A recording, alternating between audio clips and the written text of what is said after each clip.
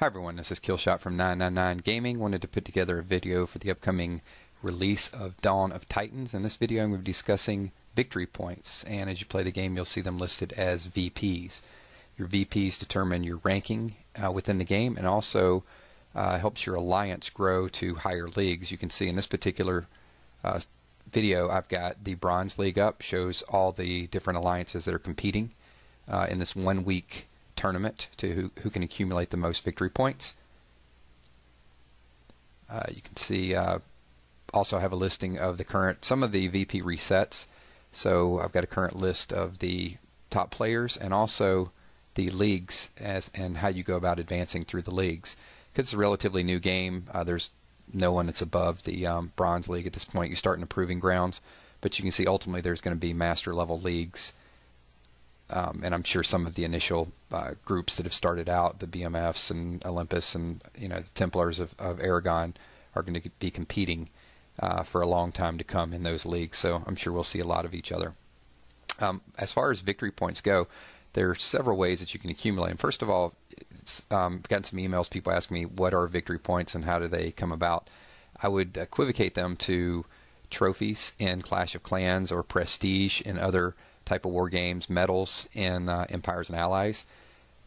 So how you go about getting victory points is pretty unique in this game compared to other games. There's a couple things that you can do. One, you can attack players' lands that are amassing victory points.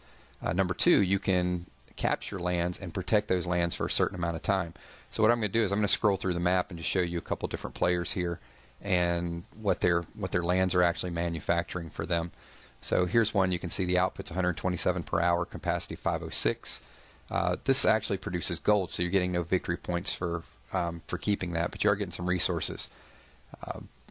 And the important thing is you farm these just like you farm your market and also your farm. You click on them. So this particular mountain is 150 VP per hour and a capacity of 599. So you're going to find most of the capacity is 4 times what it produces per hour. So with that being said, what you ideally want to do is click on your lands every 4 hours to make sure that you're not at full capacity. Here you can see if you capture this forest, you get 463 per hour. And once again, you want to click every 4 hours. Here's one that's 492. So the more of these lands that you're able to hold, the more victory points that you're going to be able to accumulate, the higher ranking you're going to get, and also it's going to benefit your alliance as well. Here's another one. It's a mine. You can see the output for that is gold. There's no victory points for having that, although the gold would help you out. You can also farm some grain. The lakes, 492, capacity 1996. So in almost all of these examples, it is 4 times. Not everyone's going to be awake every 4 hours, so you could lose some if you sleep for 8 hours. But I'm sure there's going to be some hardcore players that every 4 hours they're going to be clicking on these to make sure they don't lose any victory points. You can see this is my area down below.